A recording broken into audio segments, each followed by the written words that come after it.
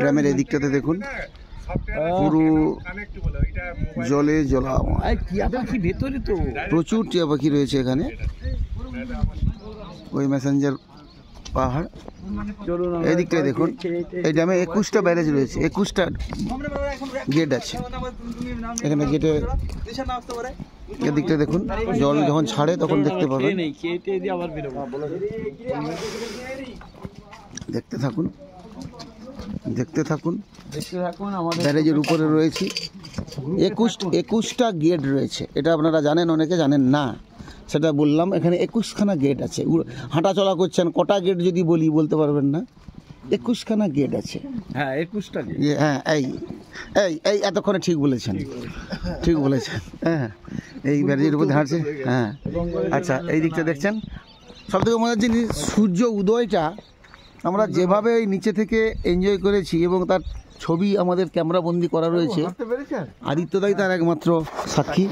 আমাদের ট্যুরের প্রেসিডেন্ট সাহেব অর্থাৎ ট্যুর সভাপতি আমাদের কালীপদ বিসাই মহাশয় এই করছে। আমি একটু বলতে গেছিলাম, হ্যাঁ কালীপদবাবু এখনও কত স্ট্রং জানেন। বয়স বেশি হয়নি কিন্তু ওনার, অল্প বয়স, 72-73 বছর হবে, অল্প বয়স। চিরকুমার আমাদের সাথে ট্যুরে থাকেন সব সময়, খুব ভালো লাগে। কালীপদ বিসাই বাবু আবার হবে স্যার। খাওয়া দাওয়া করেছেন? খাওয়া দাওয়ার জন্য ডাকছে, চলুন খাওয়া দাওয়া করে আসবেন। চলুন, এরা গিয়ে এদের খপ্পরে পড়লে আপনি ওদিক থেকে গিয়ে নেমে যেতে যেতে তো অনেক সময় লাগবে। আপনি বরং চলুন খাওয়া দাওয়া করে এসে তারপরে আবার আবার দম নেবেন। হ্যাঁ আদিত্য আছে।